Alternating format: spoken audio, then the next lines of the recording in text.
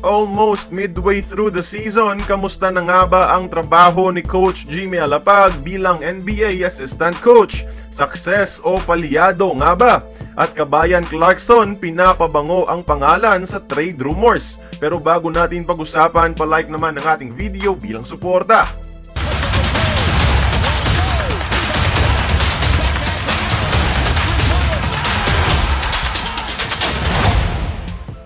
Isa sa mga player-coach tandem ng Sacramento ay si Davion Mitchell na tinututukan ni player development coach Jimmy Alapag.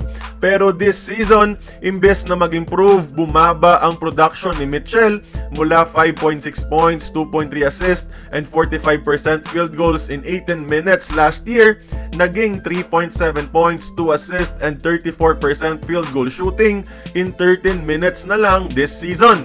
Does this mean na on the verge of failing na nga ba si Assistant Coach Alapag sa kanyang trabaho? Well, the answer is no. Hindi lang naman si Dimich ang mini-mentor ni Cap Jimmy, though sila palagi ang magkasama sa social media post ng team.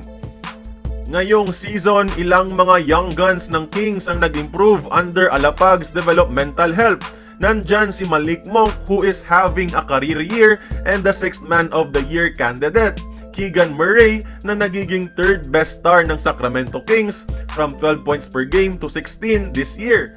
At higit sa lahat sa development task ni Alapag, slowly but surely nang sumisibol ang project guard nila na si Keon Ellis. Mula sa garbage minutes last year, unti-unti na siyang naging part ng rotation with 14 minutes a game, averaging 4.5 points, becoming a reliable role player sa contending franchise na ito.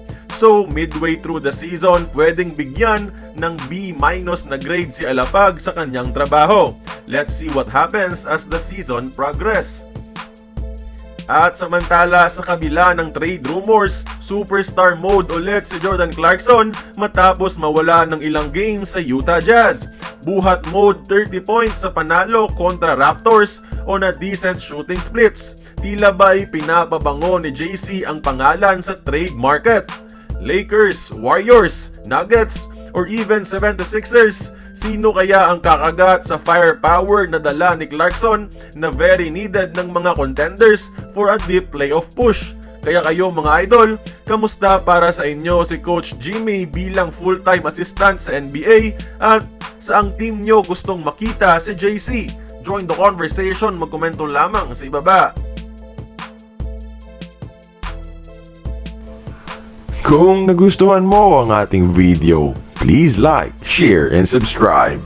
I-follow mo na rin ang ating social media platforms for more exclusive sports content. Until then, this has been Courtside Buckets. See you on the next one.